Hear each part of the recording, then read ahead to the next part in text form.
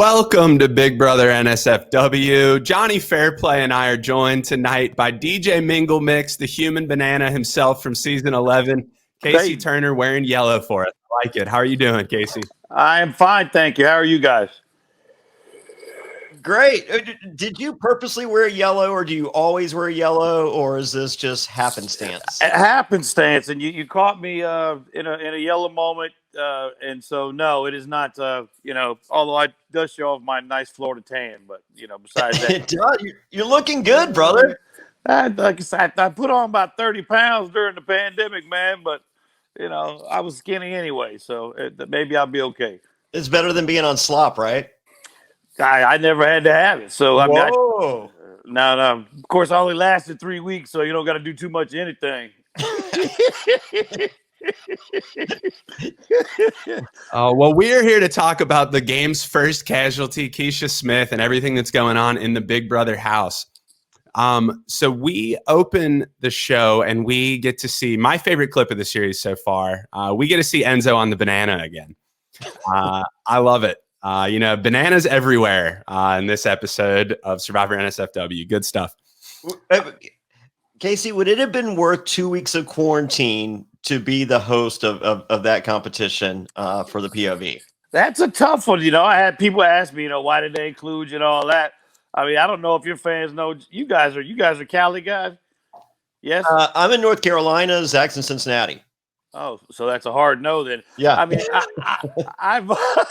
I've always found that the people that I finally watched and I'm sorry to tangent, but I've always found that the people they have to come back to host things or whatever most of the time are local people that already live in Hollywood, or they live in at least in California at a minimum, because they don't got to fly nobody out there.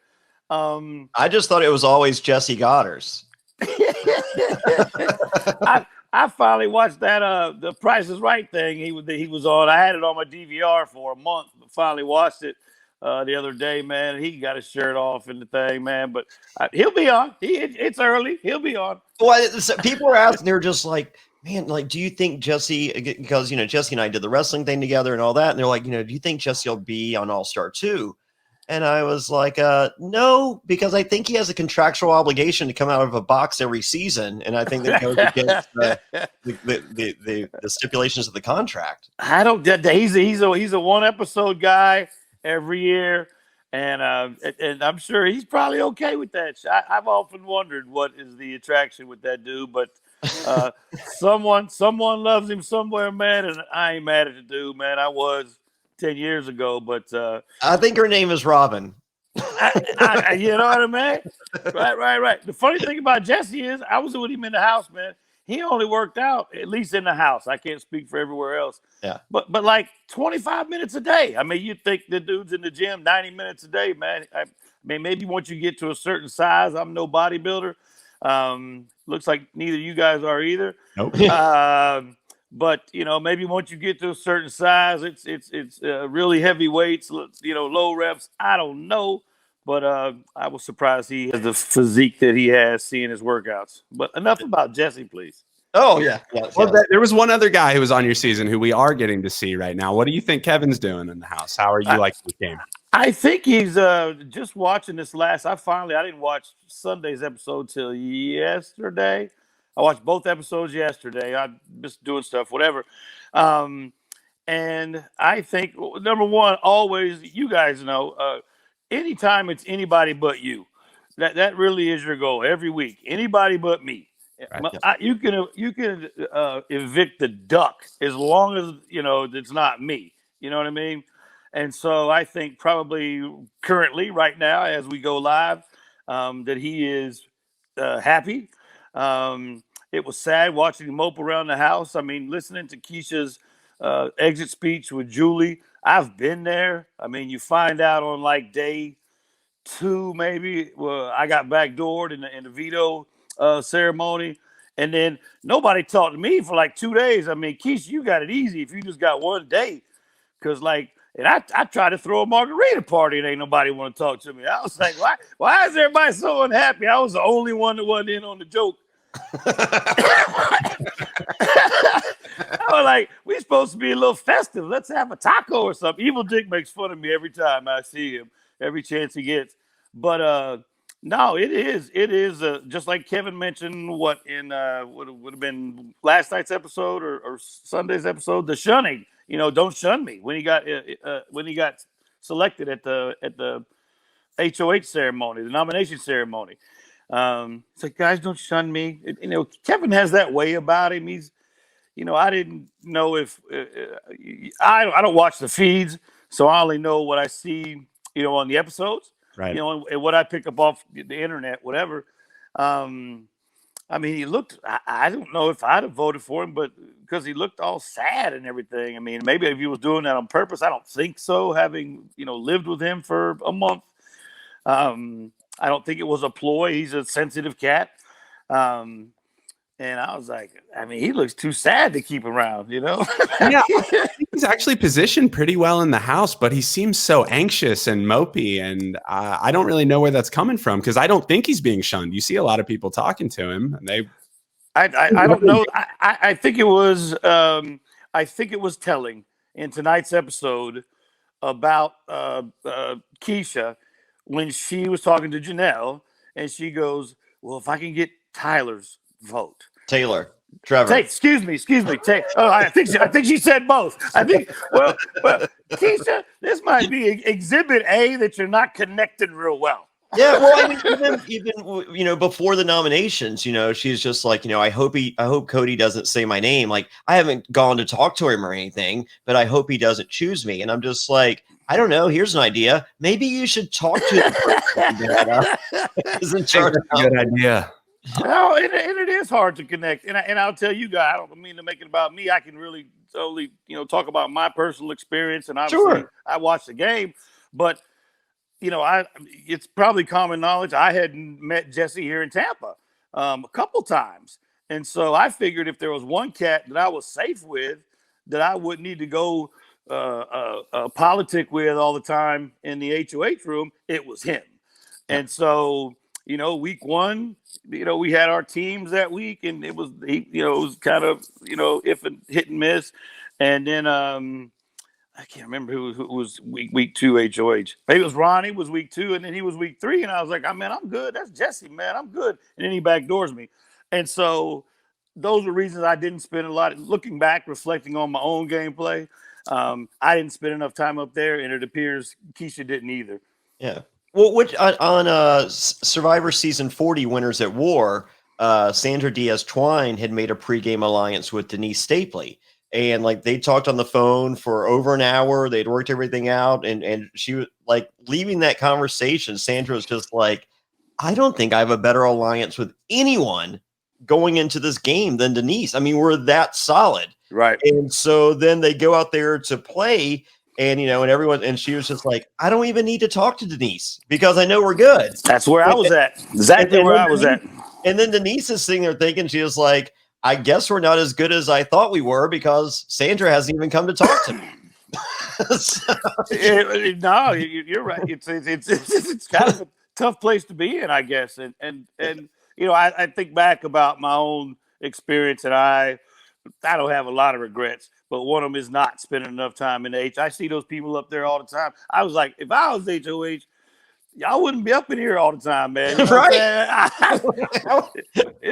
Y'all go sleep in the have-not room. Y'all have-nots. Y'all can't be laying up in my bed. This is for me. My wife prefers it that way, especially. But no, I mean, it's. I think a lot of the successful players, even I think you got to come in uncomfortably. You know what I mean? You see people come in and like, even if the room gets quiet, you know what? Even sitting up in there. Even if they start talking about Cheetos and Pepsi, they ain't talking about you then. You know what I mean? Yeah. And it shows that you trust being around them, that you want to work with them, that you're trying to be in the room with them. That's never a negative. But probably not a big downside. No, I mean, and like I say, Keisha's not knowing people's name, man. I mean, that's exhibit A. It just is. I mean, if going into an all-star season not knowing your competition it's I consider it blasphemy. I mean, but did they know though? I don't know if you guys probably know better than I do. Everyone except Keesha had a very good idea of who was going to be there, and I think they were all talking. Keesha was an alternate, and got apparently called at the very last minute. And she walked in there. Everybody else had been talking to each other. Keesha was not involved in that. That's sort of what I've picked up on from what people are saying on the live feeds, from what Dick's tweeted and stuff. So I think she was an easy target week 1 for Cody, because just no one had connected with her, and she hadn't had the time to pregame or do research and get all that stuff checked out. Interesting. What do you guys? I'm curious about you guys' opinion to hear about. I mean, what do you think about that? I mean, I know Jonny and I have been at some events where we've seen these people, together. I think some of them, and I've heard some beef from some of the feeds about this one don't like that one, or really I don't know if they're talking about each other as much as maybe they're talking about other house guests maybe that aren't there. I won't get specific. Oh, Evil Dick and Josh. I mean, who does Evil Dick get along with? I mean, me and you, I think are it. I think it's just me and you. And Zack Rance. Me and you and Zack Rance. True. And Janelle. Those four people. Yeah. No, I mean, so those people were all talking. I mean, have they been talking? Again, you guys probably know better than me. Have they been talking on the feeds, or you think are they biting their tongues? Are they not watching what they were saying about their pregame talks? I'm curious. It seems like they're doing it in coded ways. So Janelle talks about who was watching her Instagram stories and who's liking her posts, and that seems to be code for who was messaging her before the season and that kind of stuff. Because I like a lot of Janelle's pictures on Instagram. none with the kids. I might not surprise. I was a big fan. I've been a big fan of her since the beginning. She's come off a little smarmy, and I don't know if that's you got to be real careful. There's confidence and there's cockiness, and it's a gray area. Yeah, well, let's get into the episode a little bit. We do start with Janelle and some of her thoughts on the game. She's laying around in that star suit, which finally is over for Janelle. That was fun while it lasted. Hey, hold on. This is the king of one of the first punishment outfits. What is your take, Casey, on the punishment outfit? I mean, because I felt as though you embraced it. No, it was. I'll be honest with you guys. In the last, I was on number 11, which is what now, 12 years ago, 2009, 11 years ago, and I was a fan of the show. But I didn't even really find out about the live feeds existed until I got on the show. True story. And I consider myself a fan of the show. But like I say, man, if I'm going to give a show 3 hours a week, I figure that's enough. It's more than enough. That's why Matt's not here. For me personally, I mean, I only give Chicago PD 1 hour a week. You know what I mean? And and I love that show. So I was kind of naive to the fact. I mean, I was like, I told people when Shima started complaining about I'm not sleeping in the have-not room, I was like, can she even say that? I mean, is that, because I know I looked at people and I was like, y'all signed the same contract I signed. I mean, it's 81 pages long. It's bold print, all caps, production reserves. This is the sentence. I'm almost verbatim. Production reserves the right to do whatever they want. And I was like, they could cover us in chocolate sauce for a month. Like, I thought if they told us to do that, like, we just got to be like, okay. Yeah. The Survivor contract, I think that it actually says you will die. And I'm like, that's But I was told you where, I got the banana suit, boom, boom. It is hard to garner votes. That's the week I got evicted, obviously. I remember Jeff sitting across from me, and I was like, "Yo, man, I need your vote." And da da da da. He was like, "Yeah." And he starts laughing. I said, "Man, I'm serious right here." He was like, "Dude, you're in a banana suit."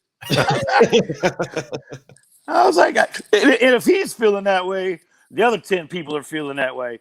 But we were allowed, as I was told, unless you were sleeping in the shower or in the pool, you're supposed to have it on. I mean, I wore the SOB to work out. And so it felt great. it irks me when people last season got to sneak food. It irks me when the people take warm showers if they're have-nots, if they eat stuff besides slop, if they sneak stuff. Look, I know it's entertainment. I understand that people ask every year, every spring, how can Big Brother change, make it better? How can they make it better? I don't mind the twist, and I understand they favorite players, and like America's vote, I don't trust that, just like I don't trust the national presidential vote. You know what I mean? If I don't trust the presidential vote, I'm certainly not trusting America's favorite player. Or you are in Florida, Casey. So yeah, we don't have a good history here.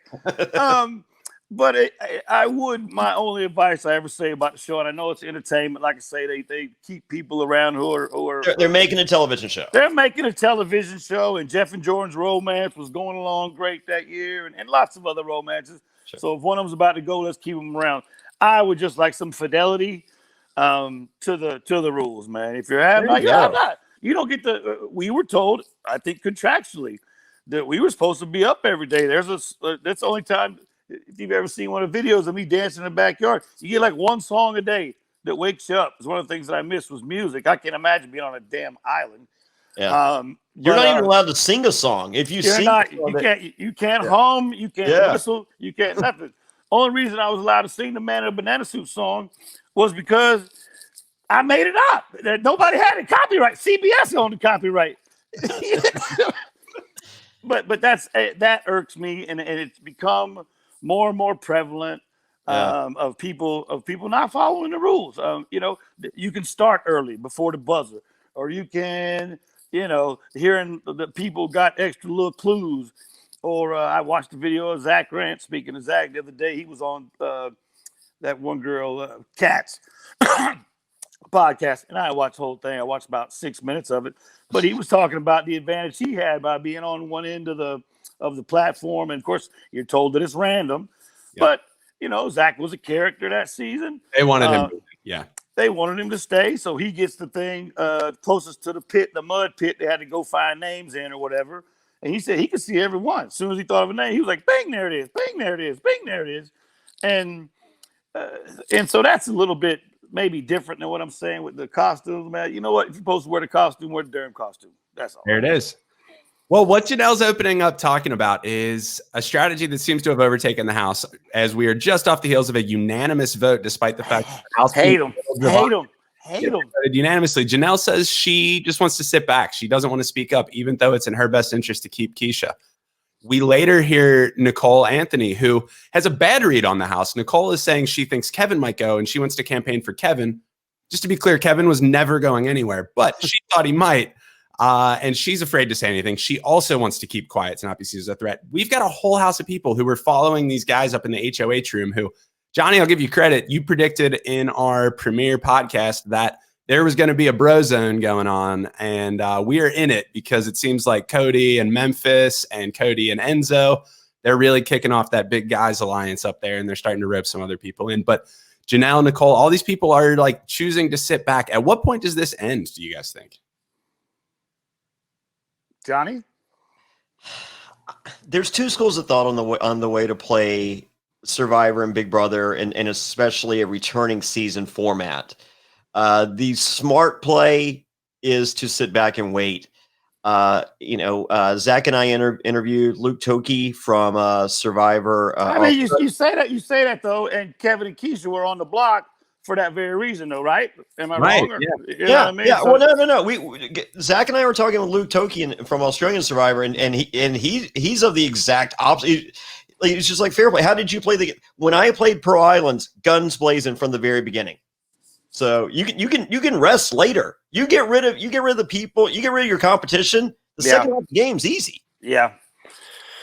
Yeah, no, I agree. I mean, I thought that maybe even, and who knows whether it's an edit or whatever, if they ever considered it at all. But I mean, backdoor and Ian, if they could have gotten the votes. I mean, boom, he's a pretty strong play. He won. There's two winners. He's one of them.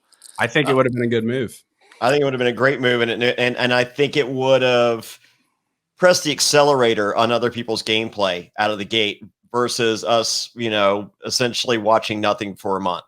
I just hate that. I just am not a fan of unanimous votes, man. I mean, that's what the House wants. It's too early. I just tweeted just a second ago, by the way, from @MingoMix. Our first vote, season 11, and I don't have this encyclopedic memory of every vote, but I remember my shit. And we were 6-5. And I made up the name the next day. We're the dumb 5 is what we are, because we were the ones. Ronnie switched out on us, and he was a swing vote, But it's not unheard of. You know what I'm saying? I guess my point is it's not unheard of to have your own alliances and your own literally everybody in the hot seat gets up and says it. Do what's best for your game. And I guess those 13 people tonight, 13. Not even like 11-2. Yeah. Didn't even get a sympathy vote. The passive philosophy, like it's not only with Janelle and Nicole. I mean, Kevin starts with once he finds out that he's on the block, his initial diary room confession is I'm out for revenge, and that immediately shifts from okay, let's pause revenge and let's go for a lowdown Mance, and let's I'm just like, I want revenge, Kevin. give me that character. Well, the only thing is, before you can do that, Johnny, you got to get off the block. I understand, but after the block, it's like, okay, now, hey, remember that dude that put you on the block? Like, right. Let's not down low Mance it. Let's send you home it. And I'll say this, I think it's worth mentioning, because you guys were just saying it. I read somewhere Janelle said, why is everybody always worried about the HOH? That obviously they're the HOH. However, you find out on like I say, and it's not the exact same every week. I think our replacement veto ceremony was like the renom was on a Tuesday, and then you get evicted Thursday. Well, in my case, you get evicted. But so you have like 2 days. But sometimes it's Monday, and maybe even as early as Sunday. I don't know, depending on the programming, and how much editing they got to get in. But once the renoms are up, the HOA's power is over for at least 10 days. Mm-hmm. Yeah, has no power. He's just another house guest at that point. Once the renoms are in after veto, they got no more power. Yeah, and the comment Janelle made that Casey's referencing is Janelle was talking about some differences in old school versus new school gameplay. And Janelle was saying, I'm so weirded out that all of these new school players want to do what the HOH wants. Back when I played, you tried to do everything you could to do the opposite of what the HOH wanted. I believe that's the quote I read, young man. Yeah. Yes. I mean, like I say, it's one thing to try not to go on the block. That's one thing. You make friends or whatever. But it's an entirely different thing. Like I say, once the veto ceremony's over and the nominees are locked in, man, HOH can't do nothing for like 7, 9, 10 days, man. Mm-hmm. And so why am I bowing down to you? Who do you think's calling the shots or was calling the shots during Cody's HOH reign? I mean, like I feel that Memphis had his ear, Nicole F had his ear. I felt those two from the peripheral seem most influential. And it looks like Enzo too. And again, you guys are talking to somebody that watches the show, the broadcast. I reiterate, and what I read on Twitter and a couple of Facebook groups. If you know what Enzo and the Enzo and Cody clips remind me of is who? Derek and Cody. Yeah. With Cody once again listening. Right. Saying really boring shit in the DR. Yeah. Oh well, he's just saying all the cliches. You know what I mean? Oh, I gotta put up a shield. Okay, all right, man. All right, well, and Tyler, you got bit in the butt last time. I mean, I guess it worked for you. I think some of those people, and maybe Tyler included. I mean, sometimes that's their strategies. Memphis is straight. If you come in second, think about the people that came in second. Cody came in second. Tyler came in second. Memphis came in second. I don't know who else you guys might know. Kevin came in third. I mean, there's a number of third placers as well. But obviously, my DVR just popped on. I wasn't done watching yet. I didn't get to see the whatever next week's Super Sweet is. But It's a bartender challenge. So if Memphis wants to go into the safety suite to protect his nominations, then the mixologist. So did they show the house guests what it was going to be? No, they just showed us at home. Okay, well that makes sense. Good. Then I don't think they should give that away. Oh no, well they didn't really show anything. They just showed it. No, y'all know, like we were just talking about how it gets swayed a little bit. They'd be like, when they're in the diary room. I'll disagree with people when they say the diary room is quote unquote scripted. They don't tell you what to say. They just ask you the same question 5 times, maybe. Till you get your answer right. Yeah, they get your answer right. You know what I mean? Scripted is a big word, man. Scripted means literally, by definition, someone hands you a script, tells you what to say. They're coach diary rooms, yeah. I'm sorry, but anyway, I'm back to I'm a tangent guy. You're good. This is a tangent podcast, I assure you. So there's not a syllabus or an outline or anything. No, we go off constantly. I think Tyler getting bit in the butt, whatever, 2 seasons ago, last season, I forget. They run together sometimes. I think that strategy it served you well last time. You know what I'm saying? Yep. Paul coming in second twice. You can. He's sometimes like, sometimes not like. That's whatever. That's not for me to decide who people like, who they don't like. Yeah. And anyone saying Tyler plays the game poorly is just like he's one decision away from winning the game. Exactly. So his gameplay up until that last decision is a pretty perfect game. I think some of the people hurt themselves, and I'm trying to think if he was one of them or not. But the way you evict people, I think. Jury management, people say it's a bitter jury, it's a whatever. I get tired of hearing that. How you manage the jury is part of the game. It's like basketball. How you shoot free throws is part of the game, whether you make them or you don't, whatever. But, those second place people, those third place people, their strategy serving them well. Maybe with a little change here, a little change there, think about those exit messages. Do not go on your goodbye message and be like, bitch, go home. You know what I mean?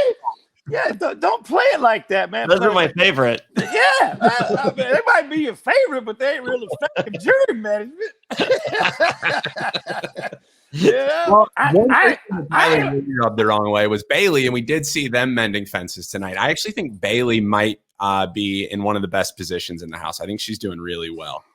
I think it's a mix, like we talked about. I think it's a mix of down low. When I sat in sequester, guys, I was in 9 days. I sat in sequester, and I had some novels and some journals and whatever. One pack of one of the 70 sheets you should go pick up. School starting, but took notes and whatever, and then.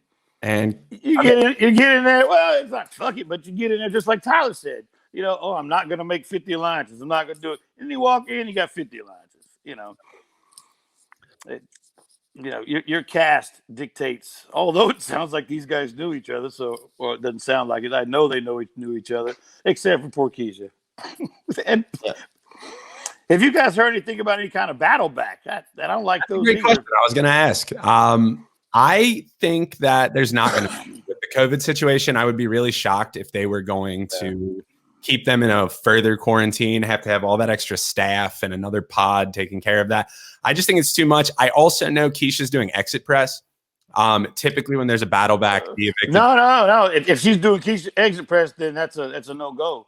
Yeah, I know Big Brother Canada has allowed their house guests while they were still in Battleback sequestered to do exit press. They just had a producer on the line making sure nothing got said that shouldn't. Interesting. There might be a chance, but I would be really shocked. I think if Kaser is voted out or evicted, then he comes back. But otherwise, no. They're scrambling. Or Janelle. If Janelle gets evicted, third week, We don't know if we tell y'all. No, if Kaser's evicted, he doesn't even have to put the mask on. They're like, just hang out in the hallway. You don't even. What happened on season 6 right after Keesha got evicted? That's all of a sudden we're bringing back one of those guys. Not the first girl who got evicted because she's not even in the voting. Yeah. Keesha. I liked Keesha's game. I remember those early seasons like that.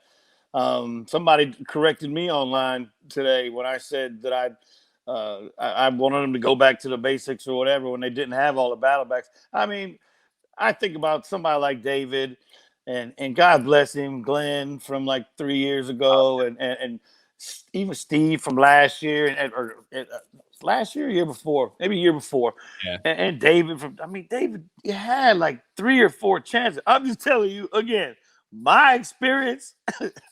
By a vote of 7-1, you're on a plane to Tampa, bro. there wasn't no, and I was one of the first 4. If they're gonna, what y'all skip over a season, or wait a minute, if Jesse's on the season, Yeah, they already brought you back. How many more people you want them to bring back in 11? you know what I mean? It just, and maybe it's just sour grapes on my part. That's a little bit, I'll admit that, but I just, once you get again, I think it takes away some of the fidelity. I know it's entertainment. Jonny makes a great point, and it said people should know that who are fans of the show, that it's entertainment. The love stories, the backstabbing, the favorite characters. I mean, Susan Lucci was on Days of Our Lives for like 38 years. She died like 9 times. You know what I mean? Well, you brought up David getting a second chance, and congratulations to David. He voted for the first time ever in Big Brother on I saw it. He's got such a great smile, and I met him at Hearts Reality last. Really nice kid, man. I got nothing against him. Yeah. I'm not a fan of the battle backs. I'm not a fan of people not having. This is my personal, how I feel. As a fan of the show, just as a consumer, Mm-hmm. Yeah, speaking of people sitting back a little too much, David's another one I worry about. I think he's really sitting back, and he seems to be. I don't out of fear.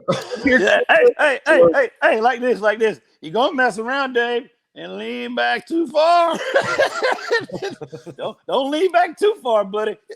Yeah, I mean, he's for anyone on the feeds, he's like asking people what the power of veto is, and like I don't know if this is an act, but he appears to have no idea how Big Brother works. I just don't understand this. He wouldn't be the first to say that. I mean, I think a lot of people, you guys know as well.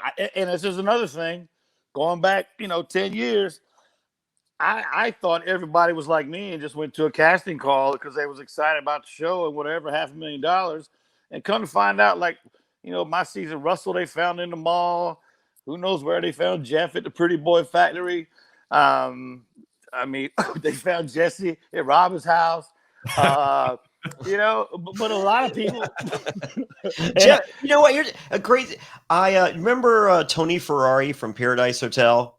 I don't watch. Tony Ferrari. That's like 6 more hours a week, Jonny. This is way back. So anyway, me and Tony Ferrari, like all the reality stars, used to all hang out together in LA back in the day, and Tony Ferrari was one of them.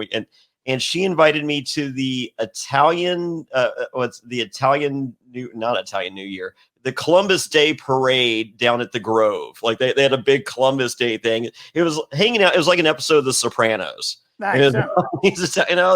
And one of these is not like the other, Johnny Fairplay in the midst. But Tony Ferrari's one of her best friends from Chi-Town was Jeff. This is pre-Big Brother, and super nice guy. Then I'm watching Big Brother. I'm just like, I know that dude. Wow.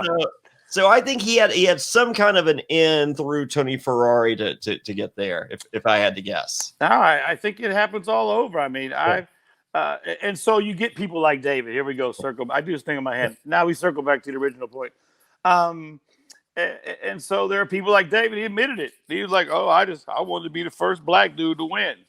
Mm-hmm. And so it shows that there are people a lot, and there's nothing wrong with that. I guess I personally think there are too many people out there that really want to be on the show to cast people to just go around and what do they call it when they search them, headhunt them, or whatever. Recruits are the worst. Let me tell you. Oh, I can't stand them. They are so. But by the way, I was recruited. There's exceptions to the rule. You just got to do your homework. You got to know how the power of veto works. Yeah, I did. I did lots of homework. Lots of homework. Yeah. Well, and I'll say this too. There is a template, and they are trying to fill a template. Yep. There is 3 muscle dudes. There's 3 hot chicks. There's a gay dude. There's an old dude. Angry black woman, whether she's angry or not, or just portrayed that way, we don't really know sometimes. Mm-hmm. There's a geek dude, and so they want to try to give you a broad spectrum of all the people in America. And they're not giving you all-star season. They got a really good mix, and they're not giving you 16 people that they want to win the show. Like this, it's not like when they're casting this show, they're just like, okay, I'd be happy with any of these. No, they got 5 people they want to win. Right. And they're putting some people around those 5 people to win. No, you could fuck up at the end, but at least those people made it far enough that they're on the television show that they're making, and that's their end game, making it. They don't really give a fuck who wins. But they want 5 people on that show for as long as possible. Or if they do go out early, it was something memorable. One of them. Yeah, no, I agree. And if you got those 5 people, I think that, you get what? So you get 9 weeks of television out of them. That's it. Yeah. Yeah. Well, Jonny, following that theory, who do you think they brought back for All-Stars that you feel they would love to win? Who's production's favorites here? Bailey, Janelle, Keesha, Tyler, maybe 4. Mama Day, they love bringing her back. Yeah, Mama Day. How about I saw she came in like 11th and 16th. Yeah, she's like go big or go home. I will tell you this though, and having met her at least once, maybe twice, over at Hearts. And maybe it was just, I always also, just like anything, you guys probably know lots of famous people. And somebody will meet them. One of us does. I just said Jonny. Hey, Jonny, that's called your mirror, bro. That's you only know one. But we have long, exhausting conversations. I bet you do. And that's just picking out checkerboard suits. What was I going to say? So you give people the benefit of the doubt. I know some guys that play in the NBA, and somebody will tell me they met him. I met him, and he was an asshole. Yeah. And I said, well, I know the dude, and maybe he was having a bad day. That's it. Maybe he didn't like. Maybe his girl just called him and broke up. Maybe his daddy's sick. Maybe you pissed him off. And so I was going to say, having met Davon a couple times and hung out briefly, not real long, but she was much more in person to me, a lot less with this. Mm-hmm. You know what I mean? She does the whole. I don't know if the diary room goes, well, say it like you might say it, and she goes, well, I would just vote out something. Well, maybe say it again. Well, I think I'm gonna vote out Kevin. Well, maybe say it like they might say it. Well, I would vote Kevin out, and I'm like, I know he ain't gonna say something to me because I know Tyler. I know what you did, or whoever. Well, who was you mad at tonight? What was last night? Somebody. It was Nicole. Nicole voted it out. Oh, yeah. Nicole voted it out. They was trying to be all nice. That's the joy of the game. Yeah, I mean, Davon's like that in the diary room. She's got tons of sass, but she connects really well with people. She's not. She's won me over thus far. Yeah. She just turns into a different person in the diary room, and that's not a bad or good thing. Well, that's an acting teacher. It's just a thing. Yeah, go back and watch Pro Islands. I mean, I wasn't an asshole to everyone on the island. I go do my confessionals, and I'm I'm allowed to be a bad guy in my confessionals because they can't fucking hear what I'm saying. Correct. But out there, it's not like I'm like, I have devious plans against you. And they're like, what? Right. I'm like, I mean, let's go build the fort. We need a new fort around here. This episode is brought to you by Magic Spoon. And let me tell you, I'm about to turn 30 years old. It's about that time I start cutting down on carbs, sugar, unhealthy food. I realized I basically can't eat anything anymore. That's where Magic Spoon comes in. Tell them about it, Jonny. Oh, man. 0 grams of sugar. 11 grams of protein. That's right, 11 grams of protein and only 3 net grams of carbs in each serving. What am I talking about? Magic Spoon, 4 delicious flavors previously: cocoa, fruity, frosted, and blueberry. What was my favorite? It was the frosted, but boom! What am I looking at right now? This is the greatest week of my life. I'm looking at brand new peanut butter Magic Spoon and honey nut. Oh, man. Tomorrow, I'm having both. I am so excited. I'm breaking all the rules. You heard me correct. 0 grams of sugar, 11 grams of protein, only 3 net grams of carbs in each serving. It's keto-friendly, gluten-free, grain-free, soy-free, low-carb, and GMO-free, and taste amazing. The most important part, honestly, too good to be true. You can join me. Be like just me. Try those new flavors as well. Where do they go, Zach? Go to magicspoon.com/survivor to grab a variety pack and try it today. Be sure to use our promo code SURVIVOR at checkout to get free shipping. And Magic Spoon is so confident in this product, it's backed with a 100% happiness guarantee. So if you don't like it for any reason, they'll refund your money. No questions asked, but you're going to like it. That's magicspoon.com/survivor and use the code SURVIVOR for free shipping. We thank Magic Spoon for sponsoring this podcast. Any fool can climb a wall or crawl through sand, but as every fan knows, Survivor challenges are won or lost at the puzzle. The most successful players are puzzle masters, and you can be one too. Fairplay, Perplexers Puzzles creates handmade miniature replicas of many of Survivor's greatest and most challenging puzzles. Find out if you have what it takes by visiting the Perplexers Puzzle store on Etsy, or simply visiting survivorpuzzle.com.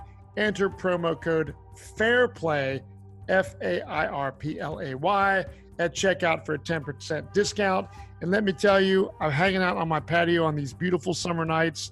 I have Zack Hacker coming over to my house, and we did the fire puzzle, the season 40 puzzle. I got the tree puzzle, and Zack was like, dude, these things are fucking awesome. So if you are a fan of Survivor, as Zack is, and I know he has a true, authentic Survivor puzzle that I have personally done, these Perplexers puzzles are the real deal.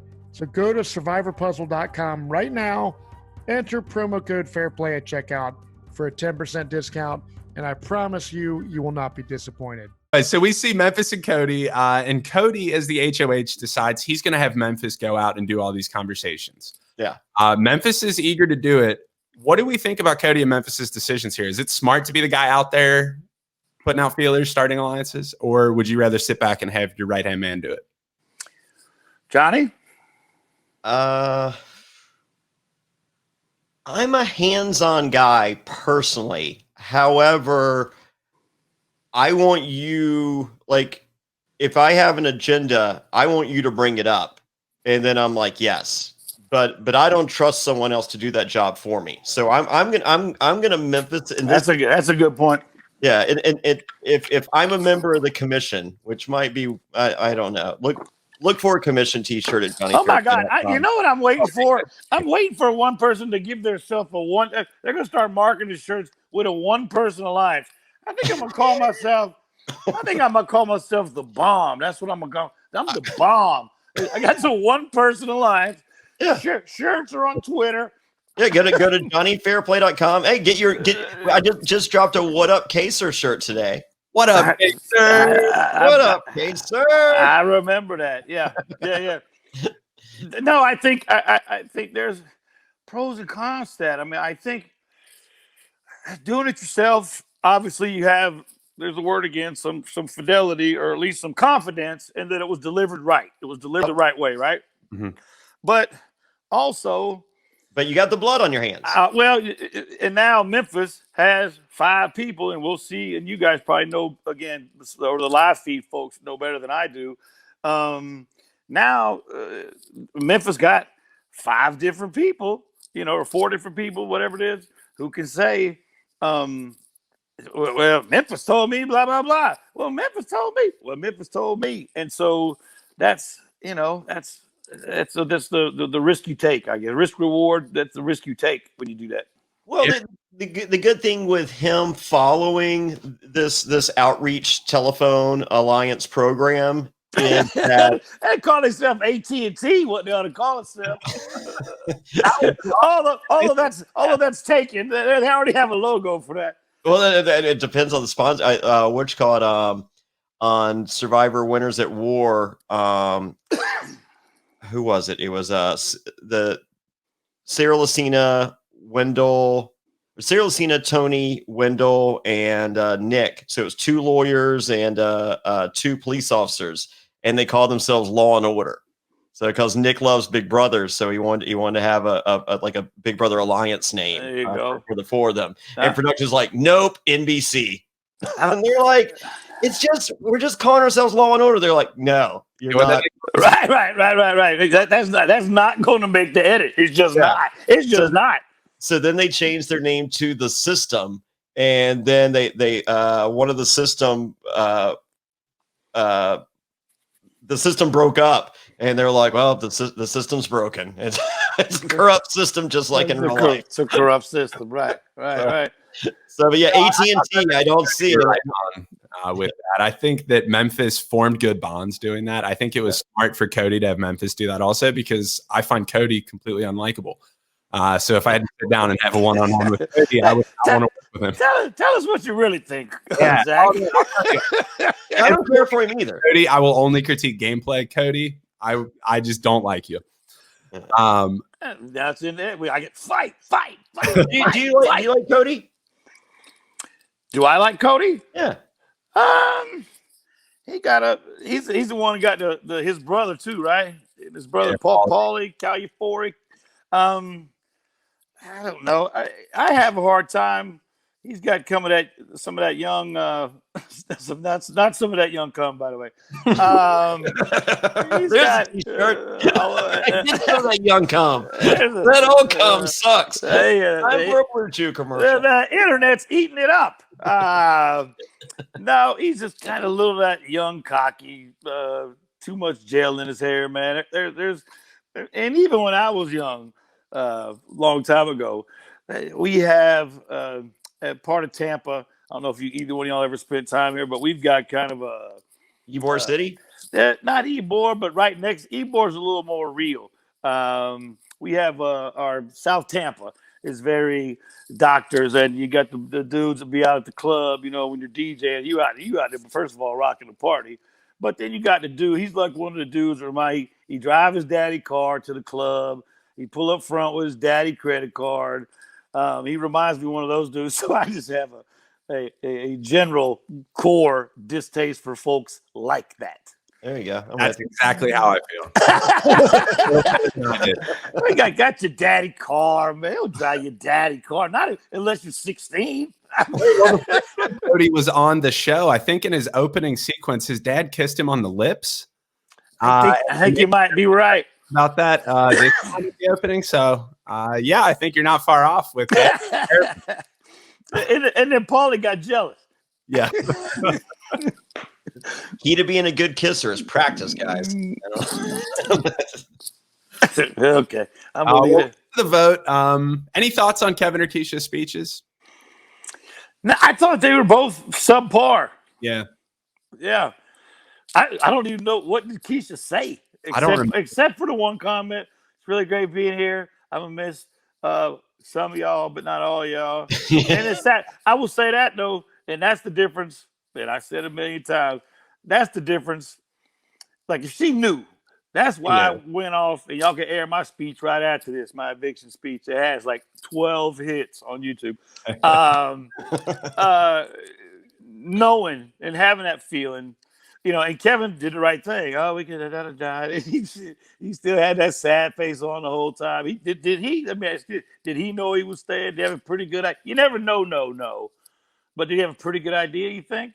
He had to have, yeah. He had to. I mean, like, it know, be 13-0 and you got a pretty good idea at least, right? Yeah, right. Keesha tapped out in her final plea. So if he didn't know, he's crazy. All right, I have a question. So I guess real quick though, my point is that's the reason why I went off. Yeah. I'm not tapping out. I'm finna roast you, Jesse. I'm finna roast you, Ronnie. All the rest of y'all okay, but I'm on national TV and I know it's live, so they can't edit this. If you know you're going on, man, take some down with you. All right, so I don't feel, and I feel like you kind of agree that we're not seeing the same Kevin we saw in your season. I mean, this is almost a neutered version of Kevin, and to be thrown onto the fire, right onto the coals right out of the gate. I understand it. Okay, so maybe we will see that Kevin that we saw before, but do you think he's an all-star?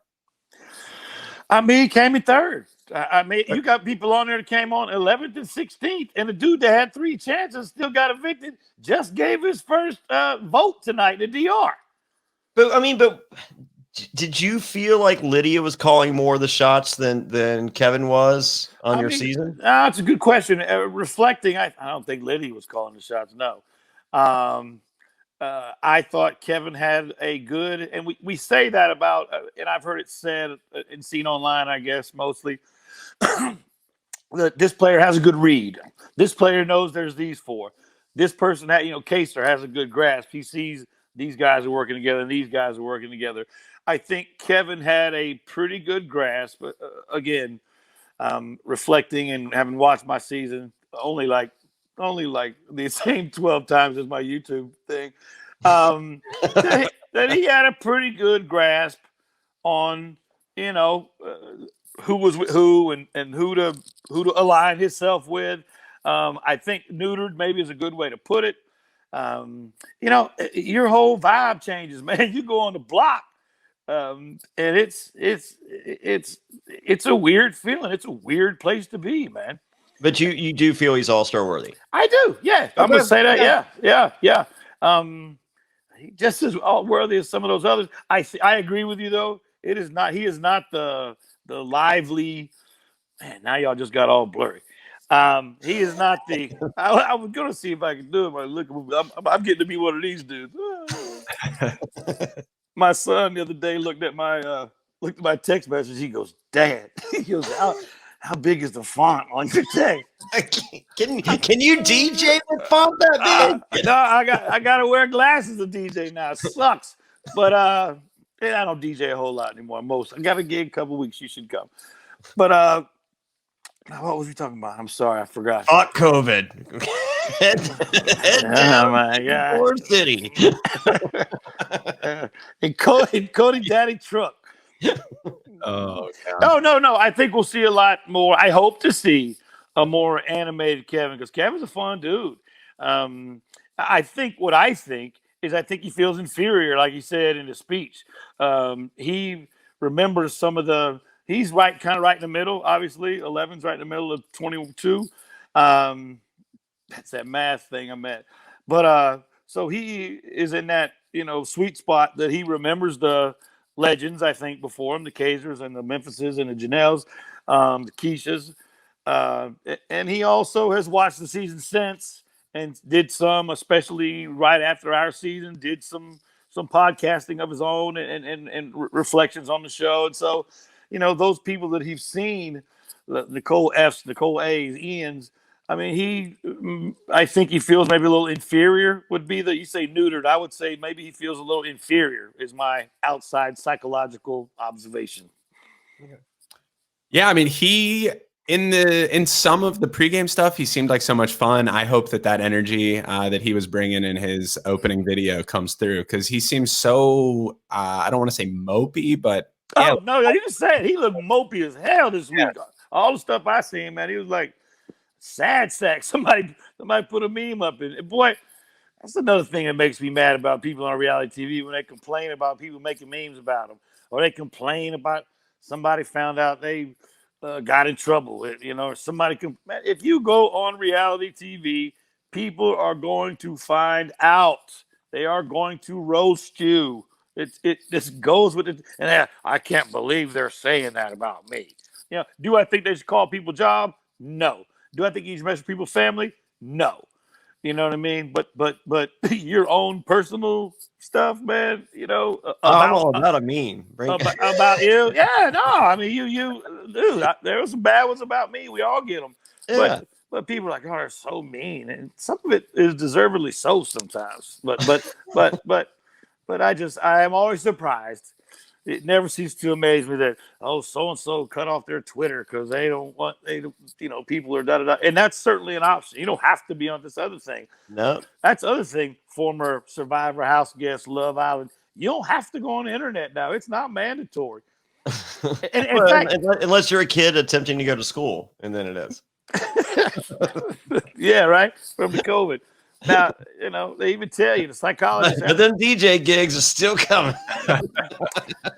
I was DJing before the internet. That's how long ago. Wasn't no Facebook when I started, man. Or COVID. Or COVID. And it carried records. Well, we didn't hardly have CD players. I'm looking at 4 boxes of records right there for my last DJ gig. Oh, good for you. Good for you. Yeah, I got 20, but okay. Oh, we'll have to have a DJ battle sometime. I would love it. I would love it. Yeah. Come. So voted out. She is I think what makes her upset is the 13-0 vote. I think that was it's gotta hurt. That's gotta hurt. Yeah, and as she's got a single tear going down her cheek, she has to put a mask on, speaking of COVID, to go out. Now, I cannot understand why Keesha, who has been COVID tested weekly, who has been quarantined, who's allowed to be in the house, who's allowed to be interacting with the crew and all the other people who've also been quarantined and tested, she has to wear a mask to go out to an empty stage. But you know who's not wearing a mask? Julie fuck COVID Chen Moonves, who was sitting 12 feet away from her. Well, yeah. There's a lot of jokes there, by the way. That was good. We can make those jokes all day. But anyway, no, I don't know what their protocol is, man. They started what's it called? They started something tracing. What's it called? Oh, what's it called? Patient tracing. Yeah. Anyway. Okay. Yeah, I don't. Yeah. I guess by the way, put the commercial right there. Yeah. No, I think the have-not rules are enforced so terribly because they don't enforce the pandemic rules either. They're just very lackadaisical over there at CBS. Yeah. Do you think it would have been a smart play? I don't think Cody would have been smart, but like maybe a Memphis and an Enzo to throw a vote. To each of them throw a vote at Kevin. And then afterwards be like, look at there, Janelle and Keesha still not with the rest of the program. 100%. I think that would have been good. Yeah. In a heart, I'm sitting there. I'm just like, why? Because I never played Big Brother, and voting doesn't work as much against you on Survivor because we're on more limited. I mean, there's not a 13. There's never a scenario of 13 people voting at once. Right. So votes count a little more. They're So I'm sure everything counts a little more on Survivor. Well, I mean, we're not the summer programming show. The private prize money. Yeah, we don't have 3 Big Brothers a year or 3 Survivors a year. I know that. We have 2. Yeah, I'm aware. Y'all are like 156 right now. Jonny, I think it would have been a great strategy, though, to try to throw more pressure on Janelle and Keesha from those guys. I do think it might assume too much confidence in their relationships. Like, I don't know that Memphis, Cody, and Enzo trust each other as much as we're being told in the edit. Because I think from what I watch the feeds, I can't dedicate my life to the feeds. I have a job, and right. But I've only seen them check in on those relationships once, or maybe heard they did it again. So they're establishing these relationships, but I don't think they're hanging out all day, every day to the point that they really trust each other enough to throw a hinky vote for someone else. No, I thought the same thing. I thought the same because thing. you need two. You need two. I mean, like you can't it can't be one and then three just fucks it. You need two. Like as I said, like if the commission is so legit, it's just like, hey, we both throw one, and then afterwards, with the vote of 11-2, then with that two, it's just like, well, that was obviously Janelle and Keesha just showing everyone that they're not with us. Well, and then you immediately, those outliers, the Davids, the maybe I don't know about even the Davids, she don't even know. I haven't. Danny hasn't. Nicole A, who have not been part of the mob. You get that mob mentality in there. Yeah. Who have not been part of it. And then they're scared not to ruffle feathers because they're just like, well, fuck. They're just like, they just put a vote to to kind of say that they love their friend. No, you're right. If the commission puts up two and they immediately point at Keesha and Janelle, then again you'd bring in some of those stragglers, for next week, because there's always next. As long as it wasn't me, y'all can vote out the cactus. As long as it wasn't me, see, I circle back to the beginning. There you go. Well, so Cody's HOH reign is over as Keesha walks out the door. Let's give a grade to Cody's HOH. It used to be that you didn't want to win the first HOH. In newer Big Brother, you do want to win the first HOH is the dominant strategy. And I think the goal for most players is to win that first HOH, establish some sort of early coalition in the house, a large alliance, and that'll carry you through with safety for a handful of weeks. And again, caveat to that, you want to make as few enemies as possible, nominate people that the house are against, so you make no waves and you get yourself in the door with a large alliance. Do we think Cody accomplished those goals? I think those are the primary goals, yes. Okay. Yeah, I would agree. I'm not giving it an A+ or anything. So I was just going to say C would be the grade I'd give it. Because, those things are kind of expected. Like you said, I mean, he used it. He won it. I mean, the flip side of that is who said it? Was it Enzo or Tyler? One of them. Again, if I had to go back, you win everything you can win. This is someone who threw a comp that got him sent home. Yeah. I threw a veto comp that I could have won, and for a margarita party. That's why I get made fun of all the time. But that just stuck with me, obviously, over the years. I mean, I think winning and losing and not winning in the beginning, I tell people, they're going to see me as a threat. If you're in the house, you're a threat. The winning HOH doesn't make you a threat. Making soup makes you a threat, Yeah. You're not a threat to people that weren't cast on the show, but that's about it. Yeah. Yeah. Right. Otherwise, you're a threat. Exactly. Just being there, no doubt. Awesome. Yeah. So as Cody's HOH ends, we get this competition. We cannot not talk about this competition that we had to watch.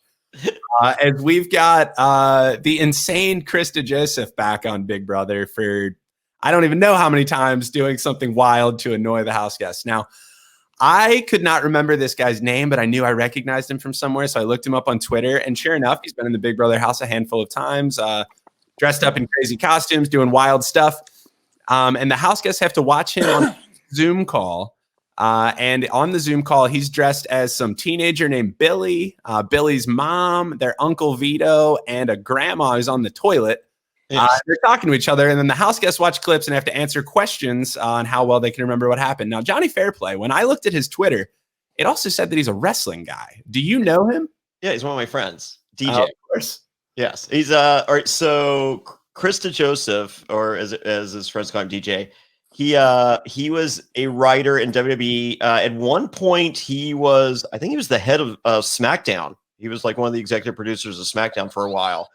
And they were writing a script one day for it was a skit with Vince McMahon, and they needed to they wanted to do a deal where they hired a stripper for Vince McMahon, and the stripper comes out, and it's Chris, and his name is Big Dick Johnson. And he has the oil, the glistening oil, and he's in just a thong, and I think originally it was called like Fat Naked Oily Guy or whatever. And then we find they bring him out a couple more times, and eventually his name is revealed to be Big Dick Johnson. But that initial skit, it's like, this is great. I fucking love it.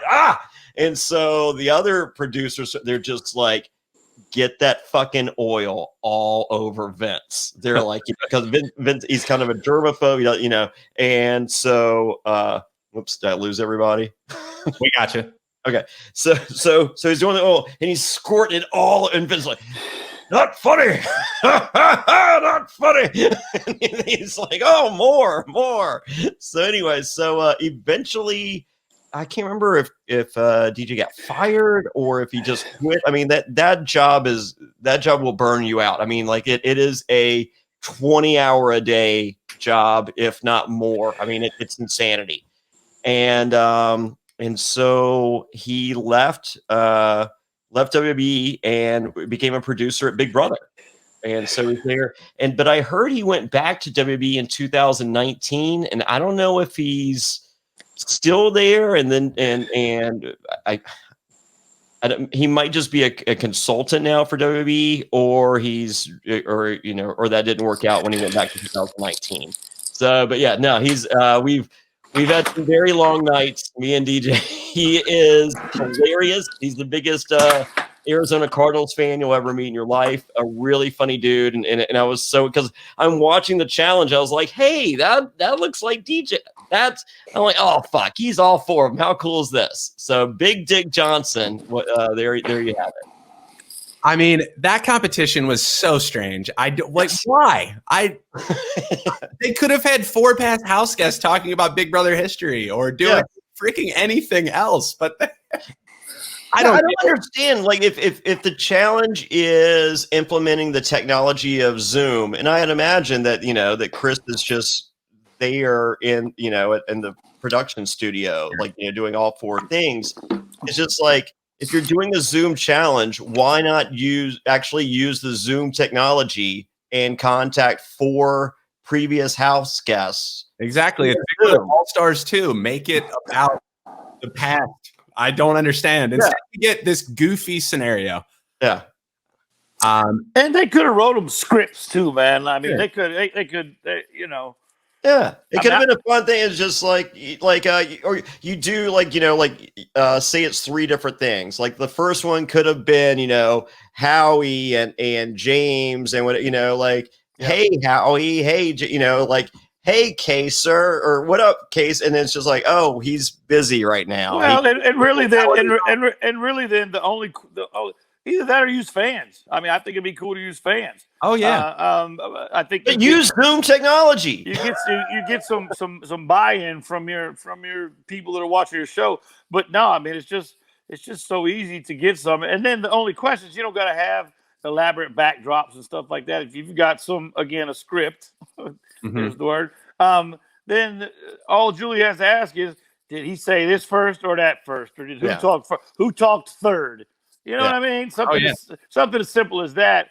I don't disagree. I thought it was relatively. Your boy is funny. It was gross. It was over the top. Yeah. It was the weird kid sitting in his bedroom. His grandma with the mute on the beginning was funny. It was a funny bit. And so it had some redeeming qualities. I mean, could they have done better? Maybe, but it wasn't without. I was happy to see my friend, but I mean, if the challenge is a Zoom call, like they didn't even do a Zoom call. Like, I mean, that was all done in house. Right. Potentially even more disappointing though is the outcome. When I Memphis turned his thing to true, my heart. Well, and it doesn't change. Nothing changes in the house, and that's one of the things that you still get the majority. Unless you see some cracks. And those are not fun seasons, because then what happens is then next week is 12-0. And then then it's 11-0. You got to have, and again, I go back to BB11, you got to have some people from each side winning. So the votes are 7-4 or they're 4-3 or 5. I'll take 5-2, but 13-0. It's just not fun to watch. 13-0, 12-0, 11-0. You met Memphis. You met Memphis at Hearts of Reality, right? Just last year, I think, for the first time. Yeah. What did you like? I've known Memphis for years. I mean, coming off of his season, I remember going to Aria in LA, and I was just like, "Hey, you're the mixologist." He goes, "Yeah, I run this place," and it's just, I think he has a couple. I talked to him. We talked to him for 10, 15 minutes. It wasn't 2 hours or anything. Pretty low key. Maybe just everybody's low key, but me. Yeah, that could be it.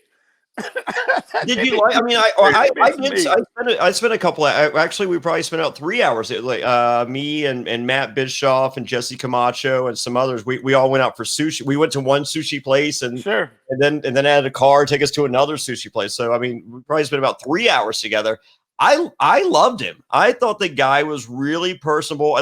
I watched him on. I didn't think he was a great player on we were talking about on the premiere episode. I thought he was a lower tier all-star personally, but in real life, I think he's a super class act, ridiculously nice, charming. No, he was all those things. He was. You get some people. He didn't seem thirsty for the attention when I saw him. No. So that's always good.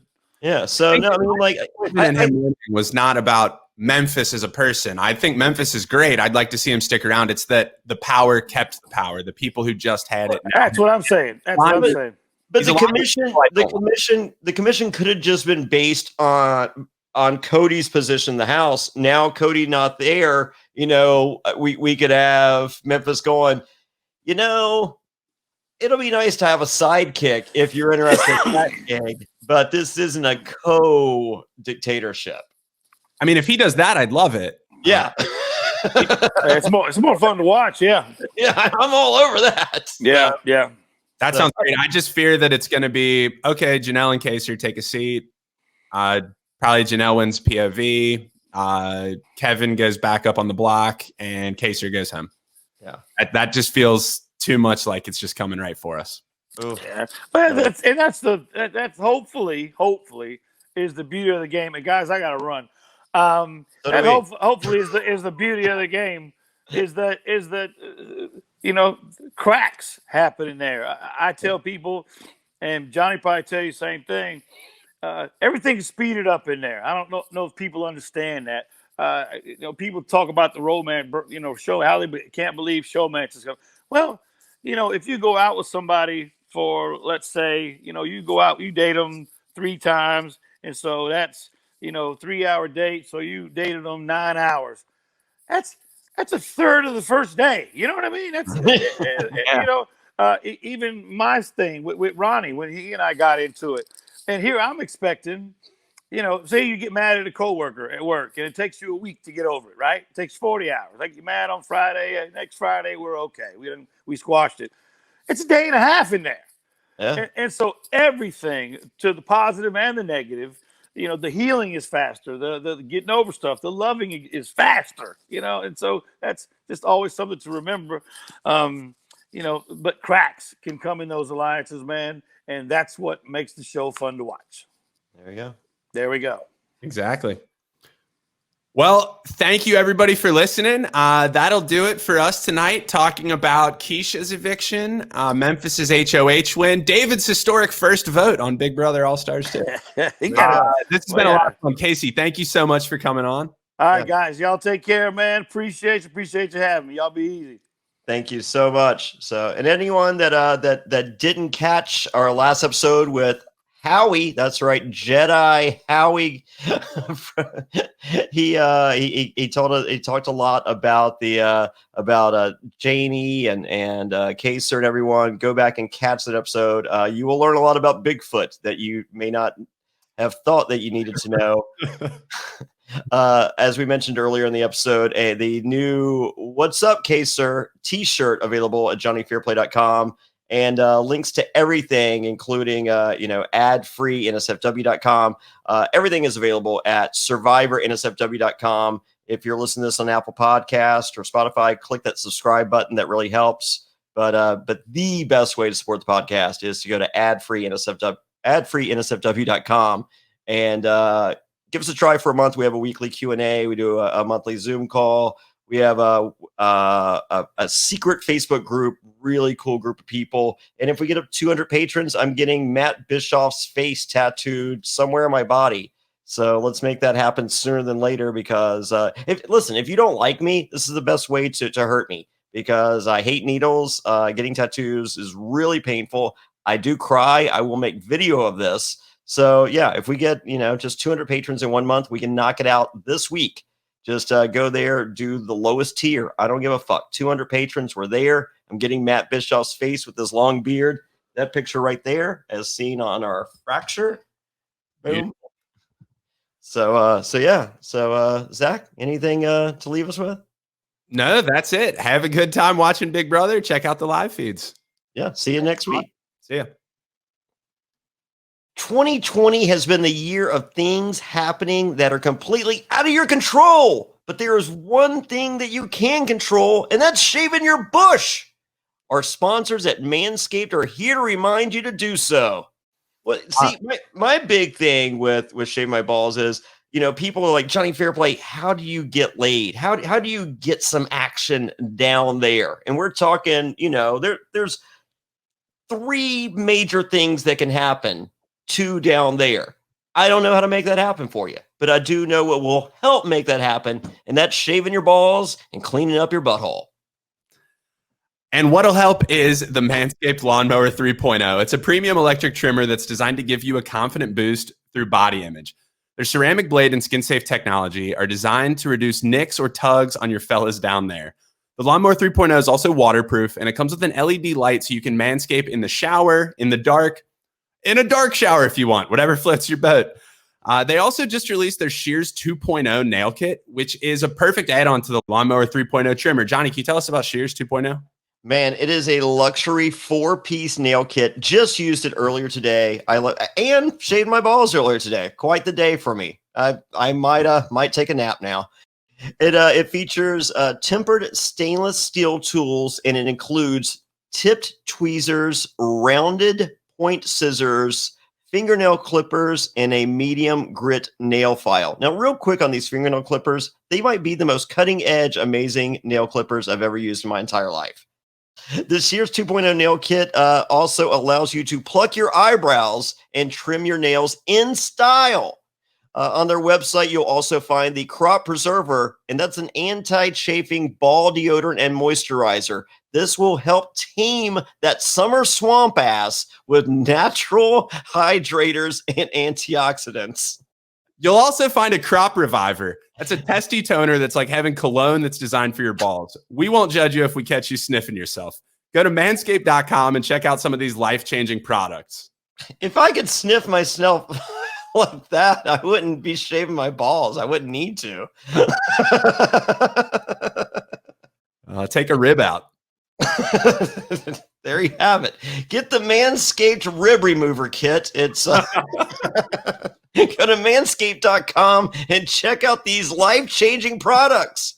In fact, listeners of the show will get 20% off and free shipping with promo code SURVIVOR at manscaped.com. That's 20% off with free shipping at manscaped.com and use promo code SURVIVOR. It's time to grab 2020 by the horns by shaving that front trunk.